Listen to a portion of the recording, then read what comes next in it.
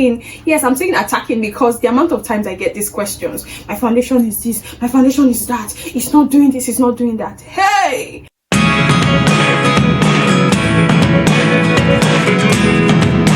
hey lovelies, welcome back to my YouTube channel. My name is Jo Pepple and I'm a makeup artist and content creator based in Lagos City, Nigeria.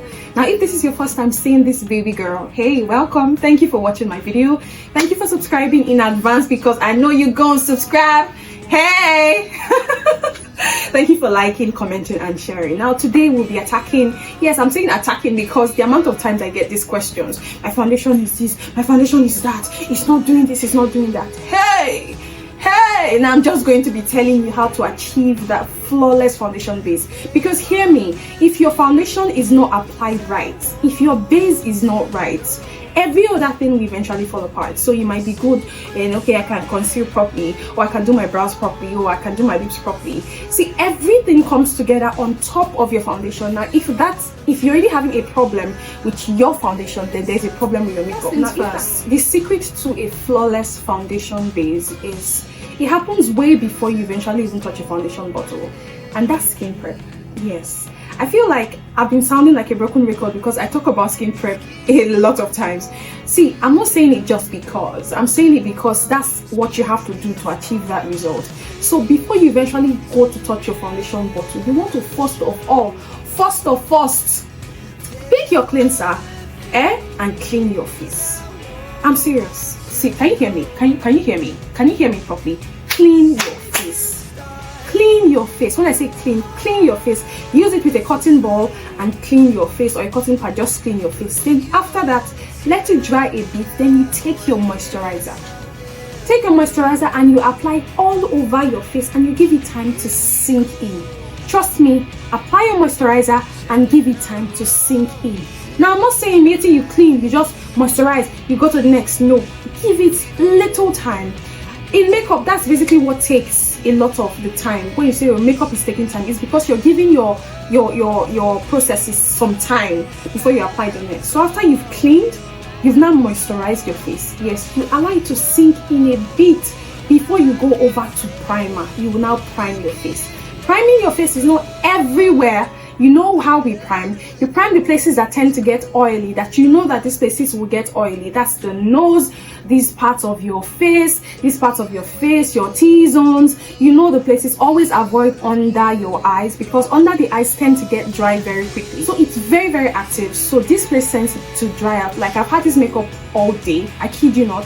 I've had this makeup all day and you could see that under my eyes are still very dry.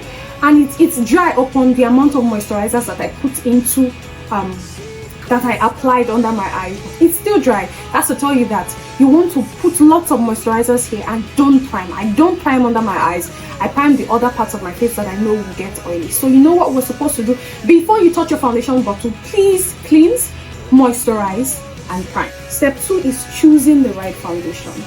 Now before you have any issue with saying that, oh, my foundation is not staying, first of all, the entire look has to balance itself out. Now, if you have a foundation that is not your skin shade, that's another problem.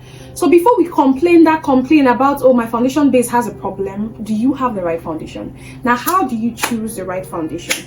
Now, you want to choose a formula that matches your skin type. Do you understand? Yeah, there are different formulas. Example, you have dewy foundations that are good for dry skin, and you have the oil-free foundation or matte foundations that are great for oily skin. So you want to know the foundation that works best with your skin. Next thing, you want to swatch. Whenever you're purchasing a foundation and they say bring you and make we test them. Now, so if you go say make we rub and make we test them, no, test on your jawlines. If possible, baby, go outside and use natural light. So be certain that okay, this is my perfect shade. Because trust me, the lighting has everything to do with how your foundation looks to you. So you don't want to just go and it's under the light, you're looking and you're going on natural light and you're seeing maybe it's darker than your skin or it's lighter than your skin. So do a swatch test on your jawline and go outside if possible with natural light to be certain that this is my actual foundation shade. Then you want to proceed to decide the coverage that you desire. Is it light? Is it medium? Is it full coverage? You alone know the kind of coverage that you want. Like me, I like a full coverage foundation, yes, light but a full coverage foundation. So I always like to use a lightweight foundation that is full coverage. Now, depending on your skin needs, depending on your preference, you make that decision and get a foundation that matches your skin. Do a swatch test, find out that okay, this foundation is actually what my skin needs. Maybe because I have a dry skin, or I have oily skin, or combination skin, whatever it is, find the perfect foundation that goes with your skin. Are we there? Gotten your foundation, you've done all these things I mentioned earlier, and now we're going to talk about tools. Now, there are two tools that I know that as a makeup artist that you can use to apply your foundation, and that is a brush or a beauty sponge. Brushes are perfect for fuller coverage, so you could use your brush for fuller coverage. You want to buff. And now another thing, before you even start buffing, you have to start small. Everything in your makeup starts small. You don't want to pack products and just pack it on your face. No, you want to take it little by little. As you're blending, you're covering, you're applying, you're blending, you're covering. Don't pack it. No, start very small, as light as possible.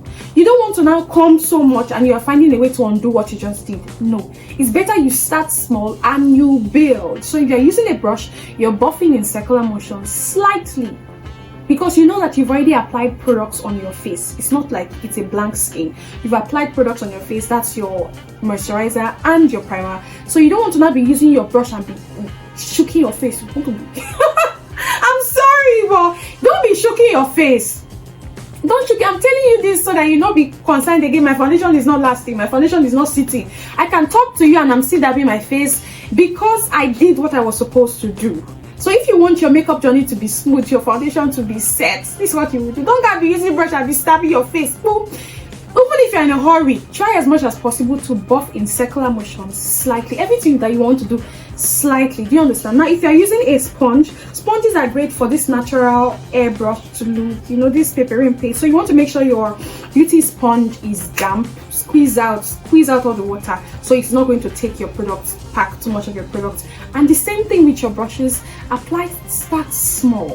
Start small and you begin to buff. You begin to, circular. As you're doing, you're building.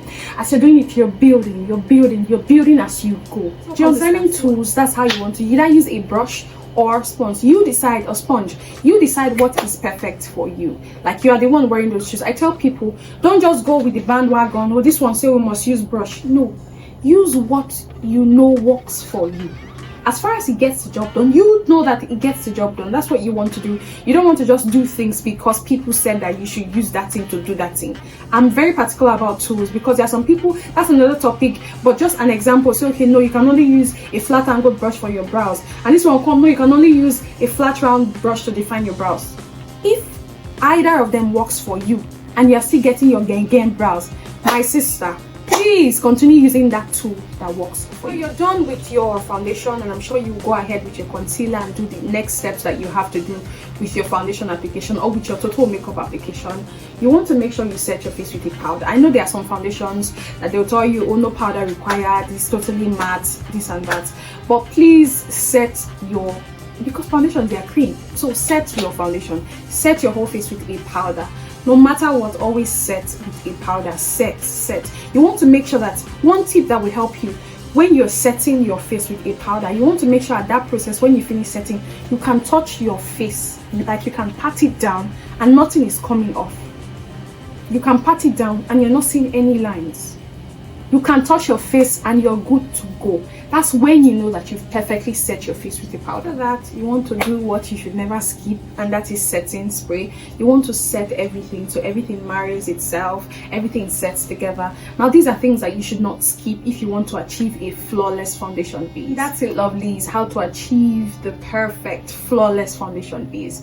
Now, guys, don't be afraid to practice. Please don't be afraid to fail safe. Really, just remember that practice makes perfect. Just keep trying, not be one time. Do you understand? Keep trying. If you don't be afraid to experiment and find out what works best for you. Now, if you enjoyed this video, kindly give it a thumbs up to encourage this baby girl. Kindly share your comments. Do you have other foundation hacks? Please, let's talk about it in the comment section, and most importantly, don't forget to subscribe. Thank you so much, and I hope you eventually achieve that flawless foundation. That when you come out, the way your foundation is sitting, people will be like, did you go to a makeup school or something? Your foundation is giving what it's supposed to give. Okay guys, that's it for now. Until my very next video, stay beautiful. Bye.